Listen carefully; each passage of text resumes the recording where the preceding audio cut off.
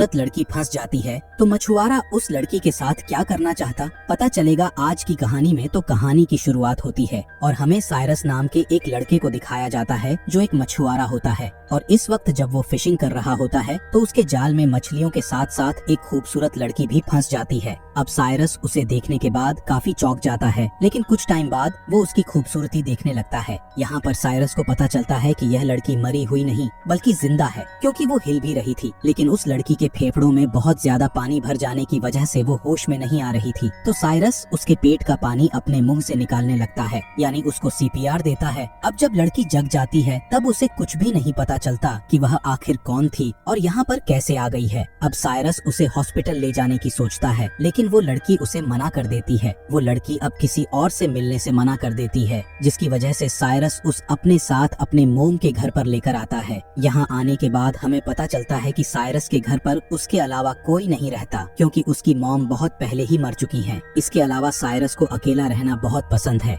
अब इस लड़की को यहाँ अपने घर पर छोड़ने के बाद साइरस अपनी एक्स गर्लफ्रेंड के पास चला जाता है। हम जान पाते हैं कि साइरस अपनी एक्स गर्लफ्रेंड से शादी भी कर चुका था, लेकिन उसका डिवोर्स हो चुका था। जिसके बाद वहाँ से वो अपनी बेटी को लेकर हॉस्पिटल जाने लगता है। यहाँ पर उसकी बेटी का नाम हमें एनी बताया जाता है और यहाँ पर हमें यह भी पता चलता है कि एनी की किडनी खराब हो चुकी है और उसे ट्रांसप्लांट करवाने की बहुत सख्त जरूरत है। और जब तक उन्हें उनकी मैच का किडनी नहीं मिल जाता तब तक उसे डायलिसिस के भरोसे जीना पड़ेगा। इसीलिए वो उसका डायलिसिस करवाने के लिए उसे हॉस्पिटल लेकर जाता रहता है। अब यहाँ पर जब उसकी बेटी की डायलिसिस चल रही होती है तब वो साइरस से कहती है कि मुझे एक स्टोरी सुनाओ। यहाँ पर साइरस भी अपनी बेटी को एक कहानी सुनाने लगता है, जिसमें वह बताता है कि एक मछुआरा था जिसके जाल में एक बहुत ही खूबसूरत लड़की फंस जाती है। तभी यहाँ पर एनी अपने फादर से बीच में पूछ पड़ती है कि क्या वो लड़की सल्की थी। सल्की बच्चों के नोवेल का एक बहुत फेमस कैरेक्टर थी जो समंदर से अपने सील कोट में आई हुई थी, और अगर वो अपना कोट बरी कर देती है तो वो 7 साल तक जमीन पर ही रहेगी। और एनी इस बात पर बहुत ज्यादा भरोसा करती है। लेकिन जब साइरस आगे की कहानी सुनाता है तो उसकी कहानी पूरी नहीं थी, जिसकी वजह से वो कहानी उसकी बेटी को अच्छी नहीं लगती। जिसके बाद उसकी नर्स आकर उसे इलेक्ट्रिक व्हील चेयर देती है, जिस पर बैठने के बाद एनी उससे बहुत ज्यादा खुश हो जाती है। आज जब साइरस अपनी बेटी को लेकर घर पर पहुंचता है तो मोरा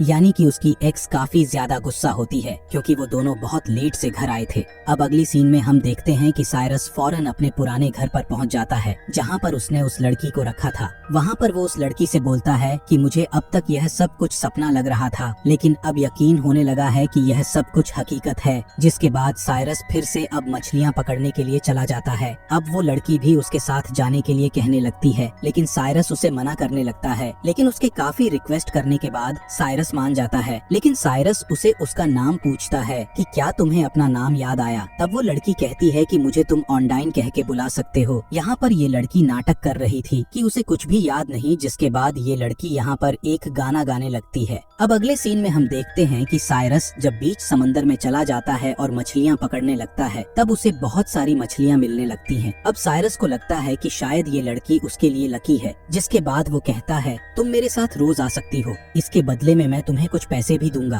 अब सुबह होने के बाद साइरस शहर में जाकर ऑनडाइन के लिए कुछ कपड़े खरीदता है, जिसके बाद वो अपनी बेटी एनी के पास जाकर अपनी स्टोरी फिर से कंटिन्यू करता है। यहाँ पर साइरस अपनी बेटी को आगे कहानी में बताता है कि उस मछुआरे को जो लड़की मिली थी वो गाना गाकर बहुत सारी मछलियों को मछुआरे के पास बुला सकती थी। तब एनी उसे बताती है कि मेरी कहानियों की सल्की भी ऐसा कर सकती है, और उसने मछुआरे की मदद की जिससे उसने काफी पैसे कमाए। अब अगले सीन में हम देखते हैं कि वो ऑनडाइन के पास जाकर उसके कपड़े उसे देता है। दूसरी तरफ हम उसकी बेटी एनी को देखते हैं जो लाइब्रेरी में जाकर उस पर रिसर्च करती है, क्योंकि उसके फादर की बातें उसे अजीब लग रही थी। अब अगले सीन में हम देखते हैं कि जब ऑनडाइन नहा रही होती है तभी उसके पास एनी आ जाती है। यहाँ पर एनी कहती है कि क्या तुम वही लड़की हो जिसके बारे में मेरे डैड बातें किया करते हैं। यहाँ पर एनी उससे पूछती कि क्या तुम सल्की हो और क्या तुम्हारे पास मैजिकल पावर्स हैं, क्या तुम मेरी बीमारी को ठीक कर सकती हो। लेकिन यहाँ पर ऑनडाइन ने उसे कुछ भी नहीं बताती। यहाँ पर एनी उसे बताती कि तुम्हारे पास एक कोट भी है जिसे तुम वरी कर दोगी तो तुम 7 साल तक यहीं रह सकती हो। अब अगले सीन में हम साइरस को देखते हैं जो उसने कहानी सुनाई थी उसके बारे में वह खुद रिसर्च करने लगता है।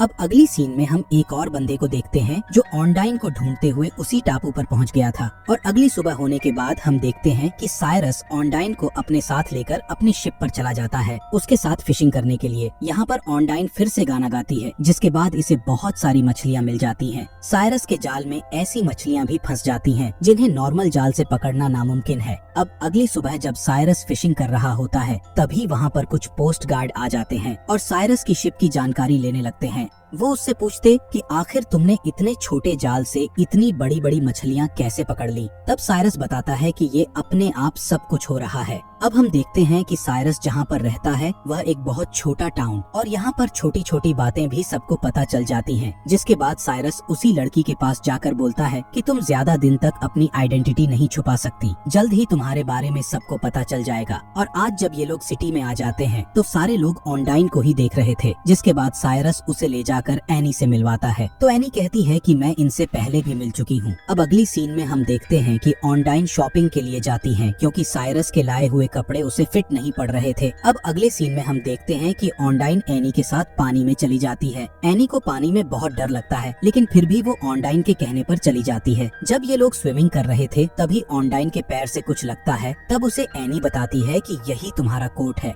अगर तुम इसे मिट्टी में दबा देती तो तुम 7 साल तक यहीं रह सकती हो। अब ऐसा करने के लिए ऑनडाइन भी मान जाती है। जिसके बाद ये दोनों मिलकर उसे मिट्टी में दबा देते हैं। अब अगली सीन में हम देखते हैं एनी ऑनडाइन से पूछती है कि आखिर तुम्हारा हस्बैंड कहाँ पर है, जिस पर वो कुछ नहीं बोलती। तो यहाँ पर हमें दिखाया जाता है कि जो आदमी ऑनडाइन का पीछा कर रहा था वही उसका हस्बैंड है। आज उनके यहाँ पर कंपटीशन था तो सारे लोग उन्हें देखने के लिए आए थे। यहाँ पर एनी के पूछने पर ऑनडाइन कोई भी जवाब नहीं देती, इसीलिए वो उसे टेस्ट करने के लिए पानी में गिर जाती है और तभी ऑनडाइन उसे बचाने के लिए पानी में कूद जाती है। और ऐसा करते हुए ऑनडाइन का हस्बैंड उसे देख लेता है। अपनी बेटी की ऐसी हालत देखने के बाद मोरा साइरस पर काफी ज्यादा गुस्सा करती है। उसे लगता है कि यह सब कुछ ऑनडाइन की वजह से हो रहा है। अब अगले सीन में हम देखते हैं कि ऑनडाइन साइरस के साथ उसके घर पर आती है और उससे पूछने लगती है कि आखिर तुम्हारी वाइफ इतना ज्यादा तुम्हें डांटती क्यों है। तब यहाँ पर साइरस उसे बताता है कि मैं वहाँ पर बस अपनी बच्ची के लिए जाता हूँ क्योंकि मैं उसका बहुत ख्याल रखना चाहता हूँ। मेरी बीवी के साथ अब मेरा कोई रिश्ता नहीं है, हम दोनों का डाइवोर्स हो चुका है।